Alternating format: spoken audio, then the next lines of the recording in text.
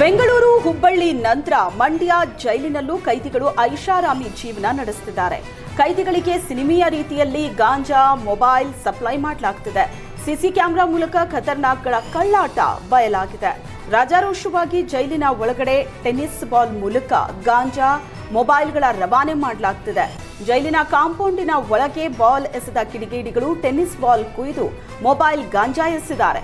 Ball ಬಂದ ಕೂಡಲೇ ಎತ್ಕೊಂಡ ಕೈದಿ ನಾಗನ ಚಲನವಲನ ಸಿಸಿಟಿವಿಯಲ್ಲಿ ಜೈಲಾಧಿಕಾರಿ ಗಮನಿಸಿದ್ರು. ಕೈದಿ ನಾಗನ ಸೆಲ್ಗೆ ಹೋಗಿ ಜೈಲಾಧಿಕಾರಿಗಳು ಪರಿಶೀಲಿಸಿದ್ರು. ಈ ವೇಳೆ ಟೇಪ್ ಸುತ್ತಿದ ಬಾಲ್ನಲ್ಲಿ 10 ಗ್ರಾಂ ಗಾಂಜಾ, ಮೊಬೈಲ್ ಪತ್ತೆಯಾಗಿದೆ.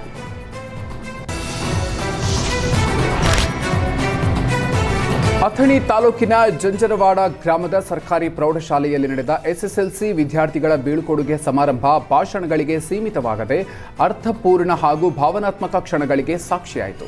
ಶಾಲೆಯಿಂದ ನಿರ್ಗಮಿಸ್ತಾ ಇರುವ ವಿದ್ಯಾರ್ಥಿಗಳು ತಮ್ಮ ತಂದೆ ತಾಯಿಗಳ ಪಾದಪೂಜೆ ಮಾಡುವ ಮೂಲಕ ಎಲ್ಲರ ಗಮನ ಸೆಳೆದರು.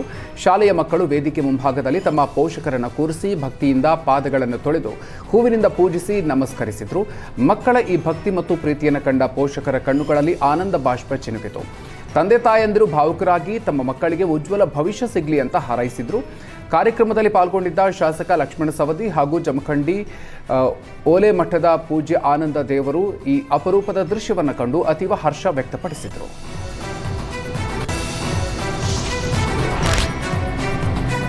ಮಹಿಳಾ ಮೀಸಲಾತಿ ಮಸೂದೆಗೆ ಕಾಂಗ್ರೆಸ್ ವಿರೋಧ ಖಂಡಿಸಿ ಕೋಲಾರದಲ್ಲಿ ಬಿಜೆಪಿಗರು ಪ್ರತಿಭಟನೆಯನ್ನ ನಡೆಸಿದ್ರು.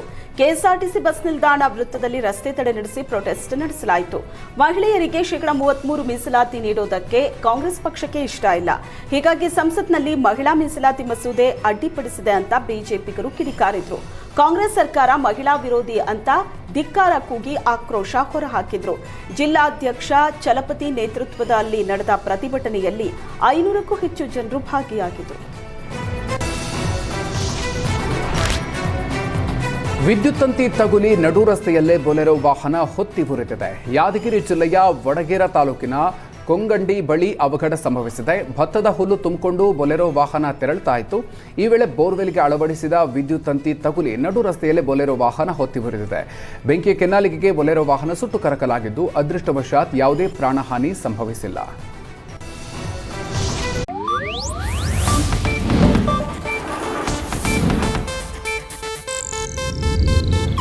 ಇದು ಏಷ್ಯಾನೆಟ್ ನ್ಯೂಸ್ ನೆಟ್ವರ್ಕ್ ಪ್ರಸ್ತುತಿ.